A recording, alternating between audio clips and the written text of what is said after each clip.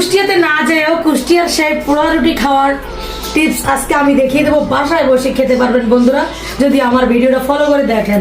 মালাই চা তৈরি করে নিয়েছি এখানে, আর এখানে নিয়েছি আমি পোড়া রুটি। এটা সম্পূর্ণ ভিডিওটা আমি আপনাদেরকে দেবো। আশা করছি ভিডিওটা অনেক বেশি ভালো লাগবে। কুষ্টিয়ার পোড়া রুটি আর মালাই চায়ের ভিডিওটা অনেক বেশি ভাইরাল হয়েছে।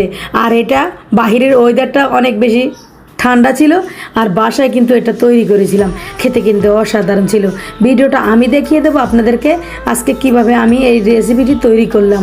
রুটিটাকে একটা যে কোনো কিছুতে আপনারা একটা পুড়িয়ে নেওয়ার জন্য ছুরি হয়তো বা যাই হোক একটা কাঠের ভিতরে ঢুকিয়ে তারপরে বাটারটা লাগিয়ে নিতে হবে। বাটারটা ভালোভাবে লাগিয়ে আগুনে ছেঁকে নিতে হবে। যেটা লার্কির চুলে রান্না করে সে আগুনে করলে ভালো হয়, যেহেতু আমরা শহরে থাকি আর সেটা পেলাম না, তো আমি গ্যাসের চুলায় পুড়িয়ে নিলাম। খেতে তত মন্দ ছিল না, ভালোই লাগতেছিল। তো অবশ্যই একবার এটা তৈরি করে খেয়ে দেখবেন।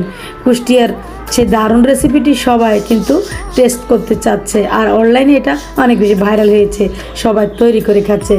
তো আমি চেয়েছিলাম আমি যখন ঈদে বাড়িতে যাব আর যেই কিন্তু কুষ্টিয়া রাহিনী বটতল থেকে এই ভিডিওটা বানাবো, সেই ভাইয়ার দোকানটা রাহিনী বটতল। তো সেখানে গেলে কিন্তু পোড়া রুটি আপনারাও খেতে পারবেন। কুষ্টিয়াবাসী যারা ভিডিওটা দেখছেন তো আপনারাও কিন্তু খেতে পারবেন। সে কুষ্টিয়া রাহিনী বটতলে কিন্তু পোড়া রুটির দোকান, যাই কেউকে বললে দেখিয়ে দিবে। তো আমি মালাই চাটা তৈরি করে নিয়েছি। দুধটাকে ভালোভাবে জ্বালিয়ে নিয়েছি, নিয়ে একেবারে ঘন করেছি, উপরে সরগুলো উঠে এসেছে। ওই অবস্থায় আমি এখানে দিয়েছিলাম চিনি আর গুঁড়ো দুধ অ্যাড করে আরও কিছুক্ষণ জ্বালিয়ে নিয়েছি। তাই তো এটা দেখেন মালাইয়ের মতো কত ঘন হয়েছে। অবশ্যই একবার তৈরি করবেন। কুষ্টিয়ার সে রেসিপি, খেতে অসাধারণ টেস্ট। দেখেন মালাইগুলো একেবারে কত দারুণ লাগছে, তাই না? মালাইয়ের মতো একেবারে সরগুলো ভেসে উঠেছে, আর এটা মালার মতো কালার লাগতেছে। খেতে কিন্তু দারুণ ছিল। ফ্যামিলির সবাই অনেক বেশি খুশি হয়েছে। তো ঈদের ছুটিতে এমন একটি রেসিপি বাসায় অবশ্যই তৈরি করে খেতে পারবেন। সেই রেসিপিটি অবশ্যই আপনারা দেখবেন আর ভিডিওটা সবার মাঝে শেয়ার করবেন। দারুণ রেসিপি, সবাই যেন উপভোগ করতে পারে। কারা কোন জেলা থেকে ভিডিওটা দেখছেন অবশ্যই কমেন্ট করবেন, যেন ধন্যবাদটুকু দিতে পারে। ইউটিউব থেকে দেখলে অবশ্যই চ্যানেলটিকে সাবস্ক্রাইব করার অনুরোধ থাকলো।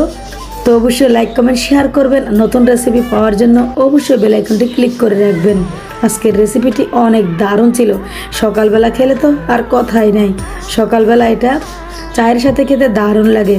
যদি আপনারা মালাই চা তৈরিও না করতে পারেন, রুটিটাকে এভাবে পুড়িয়ে নিয়ে সাধারণ চা দিয়ে খেলেও ভালো লাগে।